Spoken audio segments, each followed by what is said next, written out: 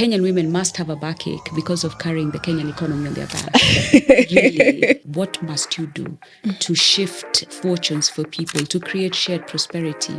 It's either in education or unemployment. One of the biggest drivers of GDP, be it agriculture, be it hospitality, be it the informal sector, you'll find that women are the biggest participants. If you lend to a woman-owned businesses, chances are significantly high, or she's going to pay you back. People who are affected most by climate change are the people who least contribute to it. That's a fact. If you don't involve the very people who are most impacted, the solutions you come up with are not necessarily targeted or aimed at resolving how these people are deeply impacted. Corporate foundations really have to move away from reputational CSR and move into social impact, however that is defined. Many programs come, they sound good, and then they go. So do you think the model is working?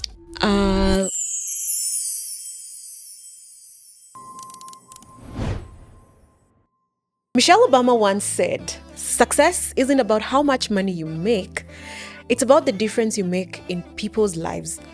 But here's the thing, when it comes to foundations, especially corporate ones, many people are still asking, does this really matter, or is it just another arm of the brand? And to be honest, that's a fair question. And it's one that I've asked myself so many times, but here are my thoughts. Real impact, the kind that transforms communities, shifts economies, and also rewrites futures, is often quiet, slow, and intentional. This is Hawe, and I am your host, Terry Muikamba-Gitonga. And on this episode, we meet a woman who has made it her life's work to prove that change is not just possible, but it's scalable. Mendi Njonjo has spent over 20 years working at the intersection of gender, climate, youth, empowerment, and finance. And I'm so excited to speak to her because, honestly, I find her quite fascinating. She has led regional programs across Africa, built big, bold social justice frameworks, and right now, she's the director of the KCB Foundation. She's designing systems that build jobs, grow MSMEs, and also expand access to finance, especially for women and young people. This is a story of a woman doing it her way. Mendi, welcome to the podcast. Thank you for having me. I'm really glad to be here. It's so good to see you again. I met you last year. There was a program that Agritech, and I had the honor of introducing you. And before that, I'd obviously read so much about you, and I was just blown away by the work you're doing. Now, before we get into the meat of the conversation, you've had so many jobs. I've seen your profile. You've achieved so much. But I'm curious to know, what is that one thing that or job you feel you'd be terrible at? First, thank you for the kind introduction. And it's certainly a pleasure to reconnect with you again. Yes. So the one job that I would perhaps never, ever have, because I would honestly be terrible at it, is anything that involves heights. If I was to be a Sherpa or an alpine climber, or those people who go up there and clean windows up high, I would be terrible at that job. You're terrified of heights? I don't like heights. Really? Yes, absolutely. So that's the one job categorically. Yeah, perhaps not. You don't like the views from above? I don't like the views from above. It's also very, very up there. Yeah, true. Yes, so. Okay, that's good to know. In the next season of Hawe podcast, we're not going to do it anywhere high. But Mendi, I want to start with something very honest. A lot of people think that foundations are just the PR arm of a brand. And I want to know what you feel about that. So it's a fair question because what you're talking about is what we call reputational CSR, which is when you do corporate social responsibility, and it's really aimed at just burnishing your, can I say, your reputation, just trying to get you some bonga points with your audience. But if you look at the substance of what it is that you're doing, you rarely tilt, be it social impact or social justice or some sort of, social advancement for your population. And does it have its place? Sure. But if you look at the entities that are driving change, either visibly or not visibly, because I really liked your introduction. Corporate foundations really have to move away from reputational CSR and move into social impact, however that is defined. So sort of corporate citizenship. Absolutely. It has to be corporate citizenship that really speaks towards, like in the case of KCB Foundation, what you want to see is shared prosperity. So some corporate foundations, maybe they want to do environmental justice or they want to do some sort of environmental advancement.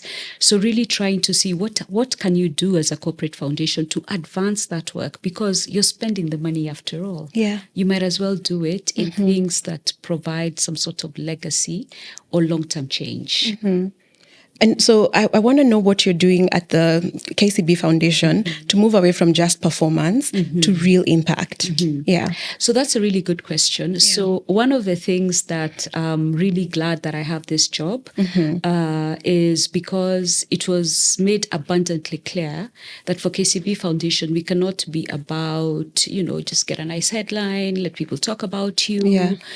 What we really need to do as KCB Foundation is to really shift fortunes for the communities that either the KCB group banks or has an interest in.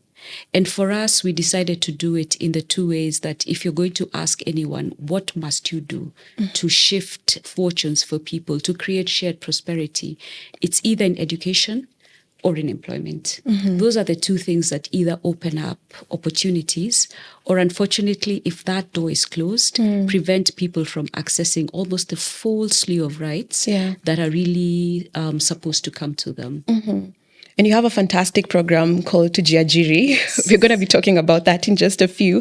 But I want to take you a bit back because, I've seen your profile and you've worked in all these organizations, philanthropy. Did you grow up thinking this is what I want to do? At what point did you think this is where I want to work? So I did grow up knowing I wanted to do something in the space of, can I say, in the people space? Various dreams come your way, depending, of course, on your age. When you're young, you watch a movie about firefighters and you're like, that's what I want. Mazima moto, is that what we used to call it? I may be dating myself when I say that. And then when I was on or around campus going age, just before that, I was pretty certain I wanted to be a doctor. But I think my home environment really shaped me because my dad was big in the Kenya Red Cross in terms of the work that he did, right? And my mom has also been very big in terms of just making her support for the community a very central part of her life. And that really also advised some of the orientation that I had. So even though I did math and geography in campus, by the end of it, I was very certain that I really wanted to go into some sort of humanitarian space. So I have been shaped a lot by, can I say, my immediate family history.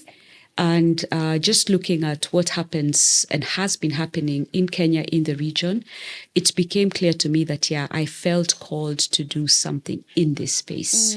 It's interesting how we are shaped by the people around us, even without knowing. Just seeing what they do. My dad used to work for the judiciary. And I used to go to his offices, and I would see people sometimes in wigs, and I was like, yes, that's what I want to do. And, fortunately or unfortunately, I went to law school. I'm not practicing, but I've been having a lot of moments and I'm thinking, wow, that's where it came from. Like people around you really have a lot in shaping who you become. Now, Mendi, that you're here, you're in the room, you're shaping policy.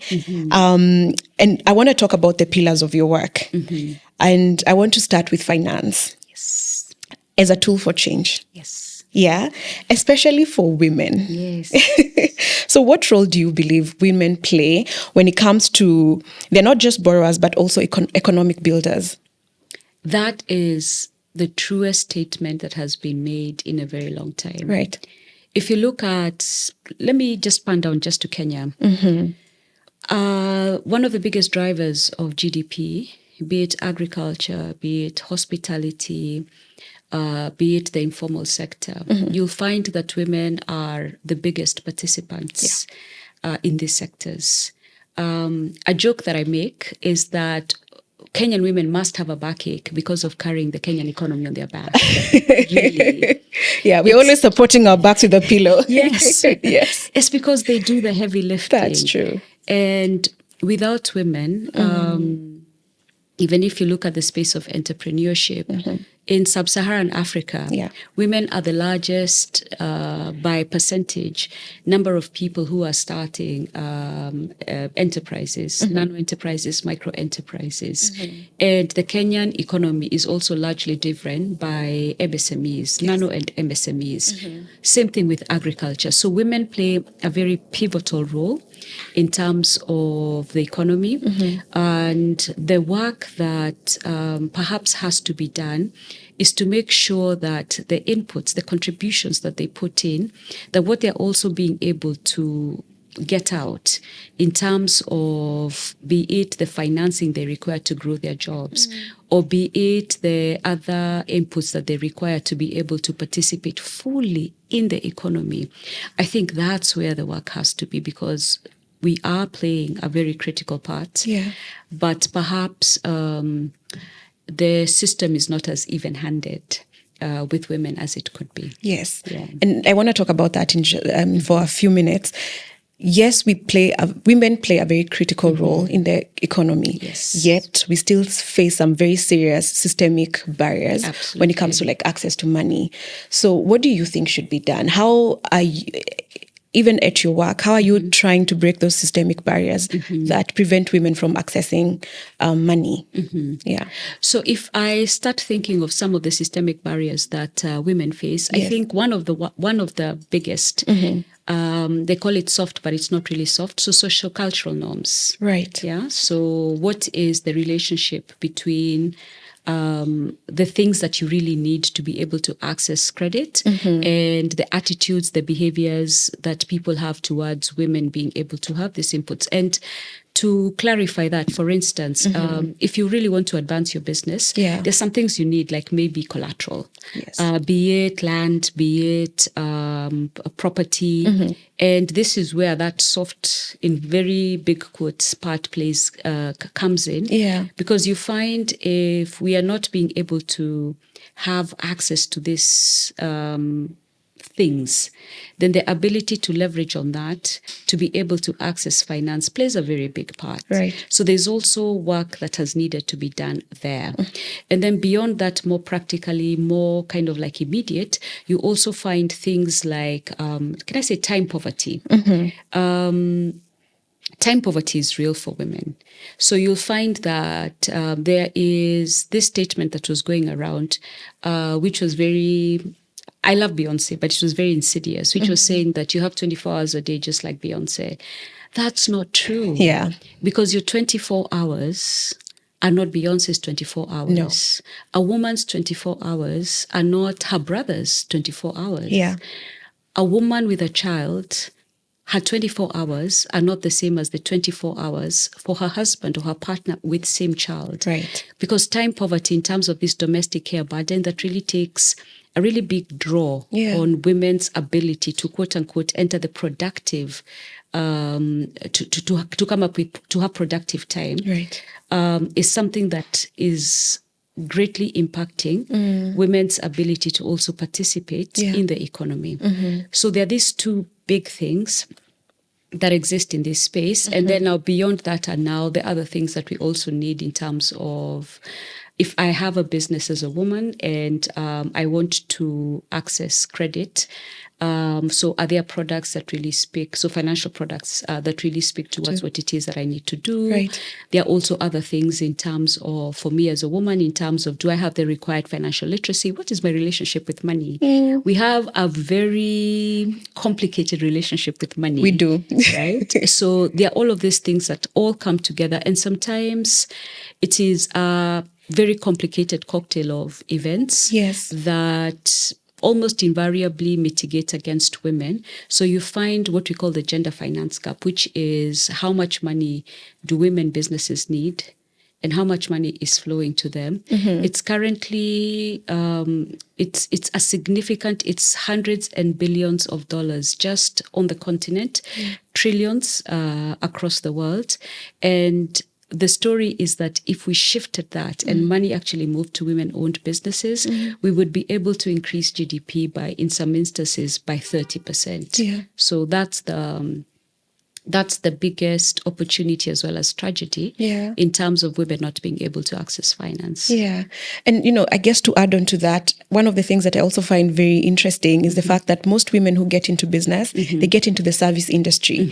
So say, for example, I'm providing a service and I go to the bank to ask for a loan. So there's almost nothing I can give as collateral.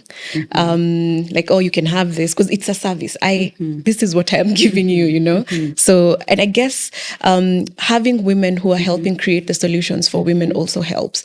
And that's why we are so happy to profile the women running finance, because now I feel that women are heard, they're represented. Absolutely. Yeah. Absolutely. Yeah.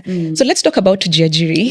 Yes. It's the cornerstone of the foundation. Absolutely love what it stands for, but probably we have someone who might not know what ToJiajiri is about. We can talk about that. Yeah. So ToJiajiri is the flagship program of the KCB Foundation. Right. And what we want to do is, it's the adult-facing part of our work. And what we wanted to do was to see how do we create opportunities for especially young adults, women, and other populations who we wanted to provide more financial inclusion for.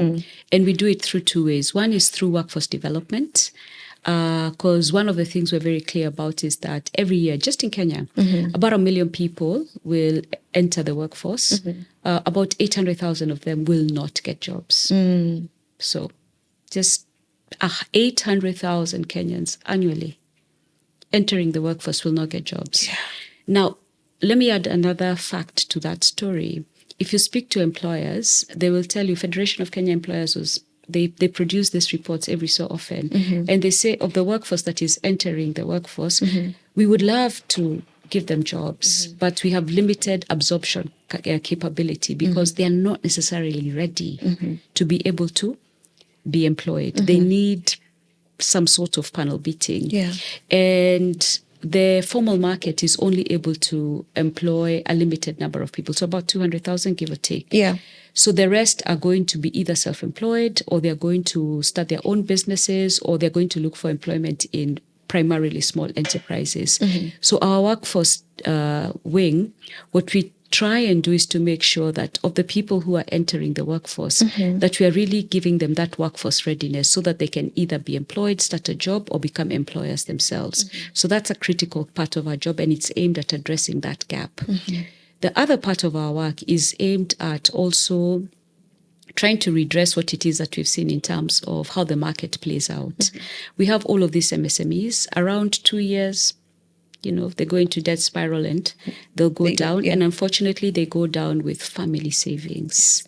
They'll go down with people have really put in everything to hit the 2-year mark. But unfortunately, because of a complex set of circumstances, some of it is business readiness.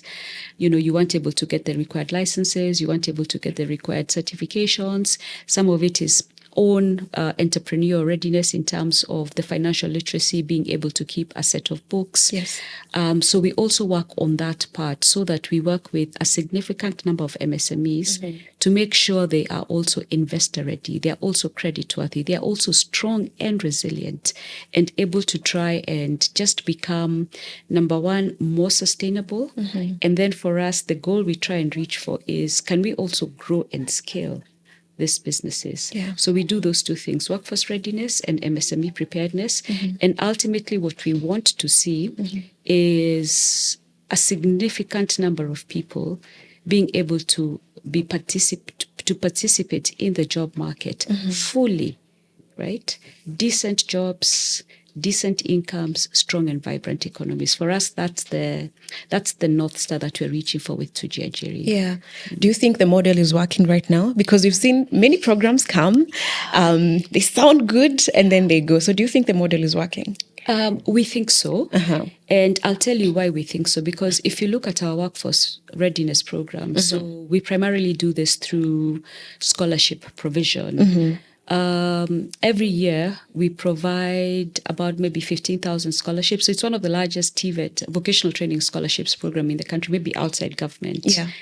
And what we are finding is that the people who get these scholarships attend in terms of being able to get the skill sets that they need to do those three things, be employed, start a job, or look for employment.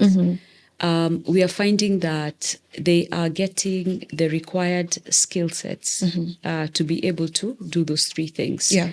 Further, because of the partnerships we've entered, either with training partner institutions or sometimes with county governments, the biggest thing that we've been trying to resolve is there are a lot of people who are being trained. There's not enough people who are getting placement in employment. So what I like about ToJiajiri is that we've tried to see how do we crack that. So there's a lot of bloat in this training part, but how do you transition young people into employment? So I think we're getting quite a bit of traction on that.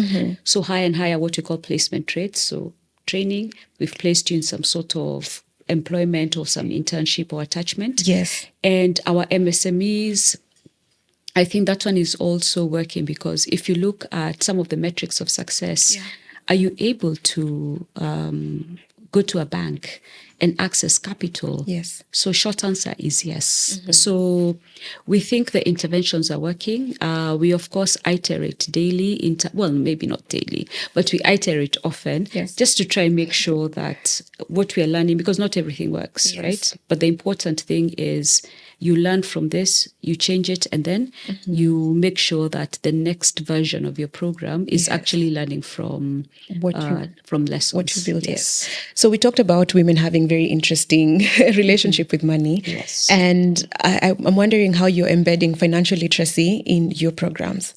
So it's very, very, very complicated. Yeah. There's, however, one fact that is really important. Yes. Which is that the data indicates if you lend to a woman-owned businesses, chances are significantly high, or she's going to pay you back, right? That's interesting. That's a fact, right? The other fact, I did statistics in campus. I like data, right? Yeah. So the other fact that also is interesting in terms of your question is that women will not necessarily get the funding that they require to be able to, again, repay this funding. Almost the entire population is going to repay. So if you now look at why this is, it now comes back to your question, which is this complicated relationship we have with money. Yes. By the time a woman sometimes walks into a financial institution, she really, really, really, really wants to be absolutely ready, to be able to make sure that this funding is going to be repaid. Because for a lot of women, their enterprise is really what is holding down the domestic circle, So there's that work that also needed to be done in terms of how ready do you feel you must be before you go ask for credit, right? So you find sometimes women, they may not necessarily be accessing this or going for this at rates that they could. And then the second thing that is also important is that when it comes to financial literacy, it's also something that I'm glad it's being taught in schools right now. It's not something that is readily available to both men and women. True. In terms of how do you keep a set of books? Yeah. How do you do a budget? Yes. What's a household budget versus a business budget? Yes. How do you balance the fact that I have a medical emergency or school fees to be paid, and this is my business money, right? And then now, this is also gender comes in, If school fees needs to be paid, and you're the mother, I think those are two considerations that are also going to have to be made, like if it's, a woman who has a child and a woman who doesn't have a child. So all this to say, for financial literacy, Yes. it's really trying to see how do we lean in on some of the sociocultural norms that really prevent women from being able to be as financially literate as they can. And to answer your question, how we do this, I'm getting there. So how we do this is that the KCB Bank in Kenya has a really fantastic program. It's called Biashara Club. And what Biashara Club does is that it brings together women business owners in all their shapes and forms to come together to really learn from each other. So peer kind of like learning. They also bring together experts to really advance this financial knowledge. For ToJiajiri, what we do is that we provide financial literacy boot camps, coaching, mentorship through business development support providers. Our curriculum is based on the International Labour Organization Start and Improve Your Own Businesses.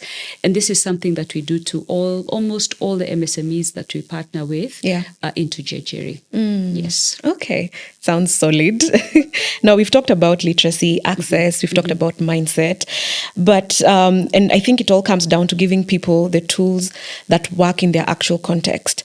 I want us to talk about something that is often overlooked when you talk about innovation, agriculture. Yes. So you have a program called Mifugo ni Mali. Yes. And it's changing lives. Talk to me about Mifugo ni Mali. Thank you. So Mifugo ni Mali, as the name says, it's our livestock program. And by livestock, we start with the bee, the fish, all the way to the camel and the cow. Right? So it's literally all livestock that you can think of. And what we wanted to do was to see, can we use the opportunity of supporting farmers, especially farmers in arid, semi-arid land, so the ASALs, to be more productive. So that is the overview, the overall summary of what the Mifugo ni Mali program hopes to do. And we do this through working with farmers in terms of the various ways that ToJiajiri supports. So some of it is training in terms of maybe technical training, phytosanitary standards. How do you keep your production facility sanitary in ways that allows you to now have that sticker that you need for selling your product. Some of it is financial literacy or business readiness. We also work with them as well as KCB Kenya in terms of being sometimes defraying some of the financing that they require to be able to do value addition, because the more people move from basic production to value addition, then the healthier their finances will be. We also do some foundational work like market development, because we know unless you also invest in this infrastructure, sometimes you're not going to be able to have farmers being able to leverage on even the opportunities that are available. So helping to create markets so that farmers can bring their goods there, like for instance what you do every year for Kimalel in Baringo. And then also working really importantly with KCB Kenya to make sure that these farmers that we have been able to provide some sort of financial readiness for are able to access finance. So Mendi, we've talked about land, we've talked about food and also livelihoods. But I want to talk about something that I know you're deeply passionate about, climate justice. Yes. There's no plan B. This is it.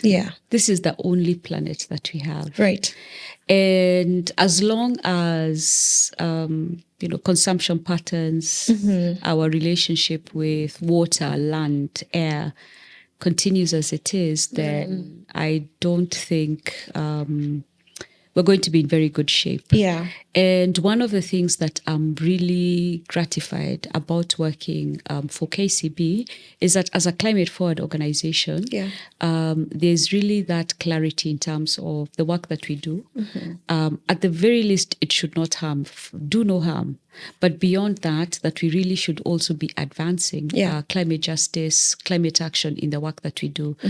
So some of the things that I am really proud about, even in the work that we do in ToJiajiri, is being able to support, be it entrepreneurs or enterprises that either want to become more climate aware. So I want to build in some sort of sustainability practice in my work, or those green MSMEs, so people who have that very clear climate agenda in their work, so things like e-mobility, or people who want to do some sort of circular economy work. So those are the projects that when I go out, my heart sings in terms of supporting them. And then the other part that is also very interesting is that, again, our workforce readiness program, what I am deeply intrigued and excited by is the ability to also create opportunities for young people to take on classes or courses that really advance climate justice. Because for me, there is a really intriguing thought and question. What if we looked at, so the green transition, so we have to move towards greener energy, greener ways of producing, and so on and so forth. What if we looked at this in terms of the opportunity it presents, right? The government of Kenya has said we plant 15 billion trees. That is an opportunity for people to really create significant employment opportunities. So for me, the idea of either workforce readiness and MSMEs all advancing climate justice is something that I'm deeply intrigued by, and something that I'm really hoping we're able to get jobs, we're also able to get income from this climate agenda. One of the things that I really think about is the fact that the people who are affected most by climate change are the people who least contribute to it. And it's so unfair. It is. And that's why, like, when you're at a place of privilege in some way, you have to do whatever it is you must do to at least care. But what does it mean to you personally, climate justice? Away from the foundation. So away from the foundation, for me, climate justice is that what you said. I think that's it in a nutshell. The folks who contribute the least are really disproportionately affected. Climate justice is also very gendered. Women get the short end of the stick when it comes to climate justice in any iteration you look at, right? And it's also a conversation that really needs to be held and has needed to be held on a global stage, because these are things that play out globally. A lot of the, can I say, the ills that have been seen are not necessarily from Kenya. Does 0.01 of emissions globally. Africa again has a backache because of what it has been doing to carry the climate action agenda on its back. We emit minimally. We sequestrate carbon exceptionally well through our low carbon practices, as well as also through our carbon sequestration activities. However, drought, famine, locusts, it sounds like, biblical stories. That is our lot. So for me, what I am very heartened by is that we have these climate activists who are really coming up to really shape that agenda and try and make sure. So things like climate finance, that it flows towards so Kenya and other countries like that, to make sure that these ills of climate change, that is also being mitigated by. It is still woefully short of what is needed. There are people who are talking about climate reparations. There are people who are talking about loss and damage. I'm glad in the last COP that was realized. So, there's been loss and damage because of climate change. There needs to be some sort of funding that goes towards infrastructure or other kind of like losses attributable to climate change. There's also other people who are talking about this big thing that is really important. Allow me to table it, ecocide, right? The idea that if you harm the planet, it is actually something that should be considered as a crime against humanity. Right? So I think what these climate activists are doing in this space are really going, I feel, towards now what your question was, which is that we are harming this planet as a species. We cannot continue doing it. The people who are doing it most really need, number one, to stop. And they also need to really start making some sort of reparatory or some sort of compensatory work towards the ills they have committed and towards the communities worst affected. So it's playing out. It's not necessarily going as well as it could for Africa. But I think in these things, what do they say about eating an elephant? It's one bite at a time. Yeah. Yeah. Yeah. And I mean, you've often linked climate justice to gender and women. And why do you think it's important to include women and the youth in that conversation when it comes to finding solutions? Why is it important? So it's really important because women, as you say, are disproportionately affected. Yes. If right now, because of climate change, the rains come early, late, or not at all, it means that if I'm looking for water, assuming I don't have a tap in my house, I have to go farther. I am the get one said water, on my back. On your back. Yes. Again, or your there's head. That back. There's that back. Yes. Or if it's firewood or some sort of cooking fuel, I have to go that much further to get that firewood. Or even what unfortunately happens like during drought. So you'll find like some of the things that were really troubling is that whenever there's a drought, sometimes you'll find a resurgence of practices like young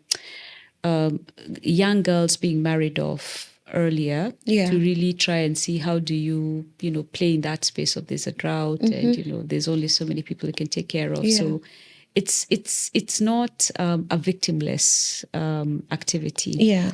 So if you don't involve the very people who are most impacted, then the solutions you come up with are not necessarily targeted or aimed at resolving how these people are deeply impacted. So you risk you risk creating tokenistic or very kind of like surface level solutions that don't go to the root cause of how these people are deeply impacted. So it's really, really important. Young people, women, indigenous communities, right?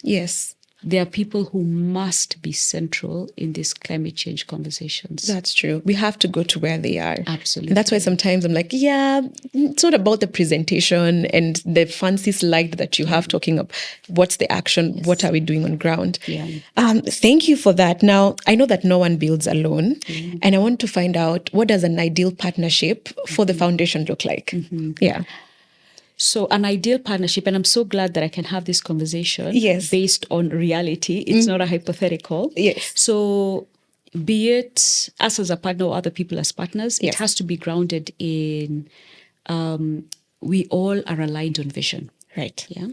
So people who want really good things for the population that you want to work with. For us, be it a funding partner or a county partner or whatever it is, the best partnerships are people who do not want small things for Kenyan people. Just go be that little thing and then we'll go clap for ourselves and we say, we are successful, we've done a good program. No.